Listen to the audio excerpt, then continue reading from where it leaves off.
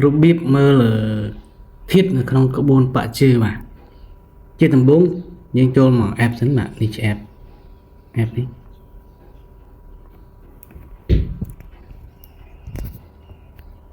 បាទតមកយើងបង្កើត account បាទឈ្មោះនេះចេះតែវាយទៅលេខទូរស័ព្ទ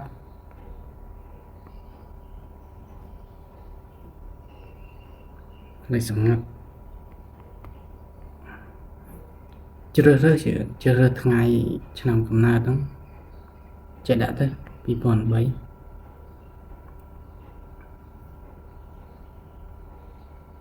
ពេលបាទប្រុសស្រីមួយណាក៏បានគ្រាន់តែជាឧទាហរណ៍ទេបាទតមកយើងបង្កើតកណី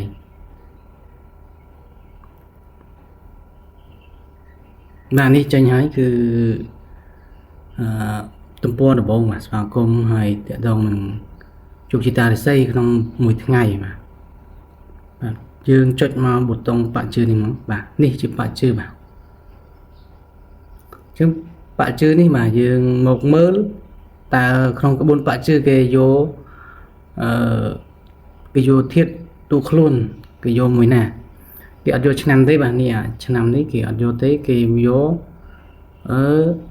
ថ្ងៃបា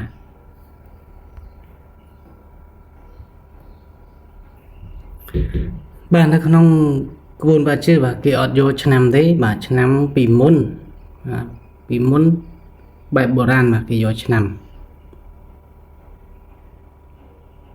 មើលជើងលេខមើលទស្សទាយជោគជតារិស័យគឺយកឆ្នាំនេះទាំងអស់បាទតែក្នុង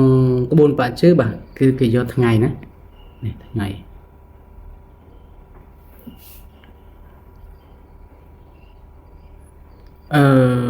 ថ្ងៃគឺច្បាស់បាទថ្ងៃគឺច្បាស់ជាងឆ្នាំដោយសារឆ្នាំនេះគឺអតីតកាលហើយបាទអ្វីដែលយើងមកមើលគឺបច្ចុប្បន្នបាទអញ្ចឹងគឺតម្រូវឲ្យយើងថ្ងៃមកមើល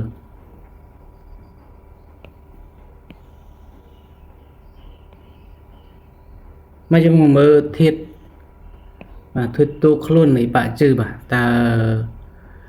ខ្លាំងឬក៏ខ្សោយបាទយើងដាក់ពិន្ទុដូចមុនបាទឆ្នាំនេះឆ្នាំធាតុមេឃ8ពិន្ទុឆ្នាំធាតុដី4ពិន្ទុបាទខែ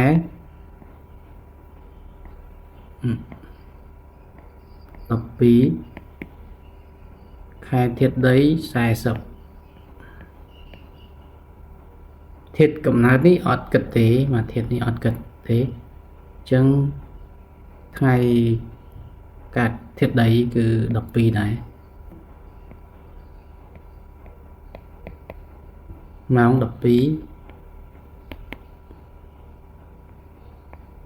ធាតុមេឃធាតុដី12ដូចគ្នា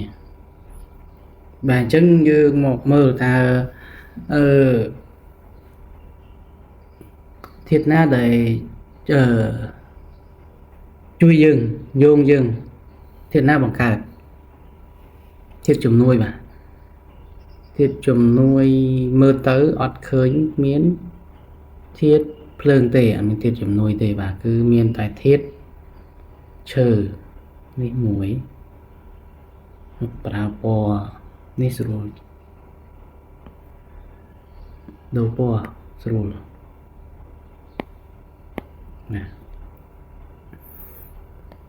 បាទនេះធាតុបង្កើតបាទឈើបង្កើតភ្លើងយើងមាន2នេះ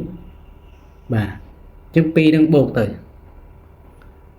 បូក12ស្មើនឹង24បាទអញ្ចឹងយើងសន្មត់ថាធាតុនឹងខ្សោយណាធាតុនឹងខ្សោយធាតុភ្លើងទិញ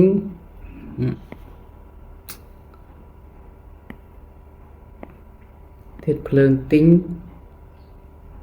ខ្សោយ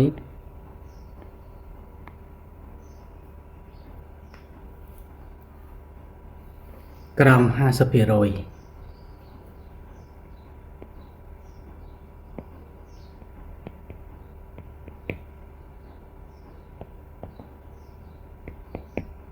ស 30 bốc 20 đỏ chân crom bộ đứng đỏ bàn tay mà phay buồn thiệt sỏi đấy và nít bị thi nghe không ca mới thiết nơi không có buồn bạ trừ